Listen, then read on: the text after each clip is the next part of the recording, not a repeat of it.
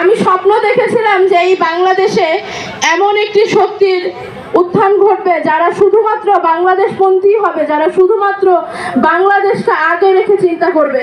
কিন্তু কখনো ভাবিনি যে সত্যি সত্যি এরকম একটি ঘটনা আমি আমার জীবদ্দশায় দেখতে পারবো এবং আমি নিজেও তার অংশ হতে পারবো। আমি আজীবন মহান সৃষ্টিকর্তার শুকরিয়া আদায় করব শুধুমাত্র এই কারণে যে জুলাই বিপ্লব আমি আমার চোখের সামনে ঘটতে দেখেছি এবং তার কিছু অংশ হলেও আমার হাত দিয়ে আমি অংশ নিতে পেরেছি। আমি আপনাদের সামনে আজকে দাঁড়িয়ে বেশি কিছু বলতে চাই না।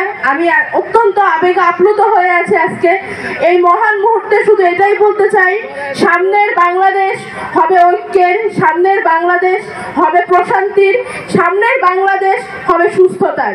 রাজনৈতিক সুস্থ প্রতিযোগিতা হোক আমাদের মধ্যে, ভালো কাজের প্রতিযোগিতা হোক। যখনই জাতির প্রশ্ন আসবে তখনই যেন আমরা দলমত নির্বিশেষে জাতীয় ঐক্য সামনে দেখতে পাই।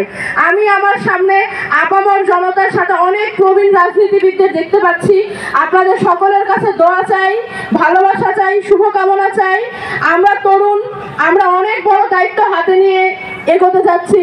আপনারা আমাদের প্রতি দোয়া রাখবেন, আমাদের শুভকামনা জানাবেন এবং একই সাথে দেশের আপামর জনতার কাছে বলতে চাই যে নতুন দায়বদ্ধতা নিয়ে আমরা রাস্তায় নামছি, আপনাদের কাছে আসছি।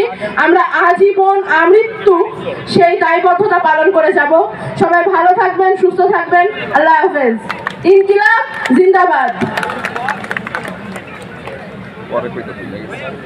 প্রিয় উপস্থিতি, আমাদের মাঝে সরোয়ার তুষারের নেতৃত্বে নরসিংদী থেকে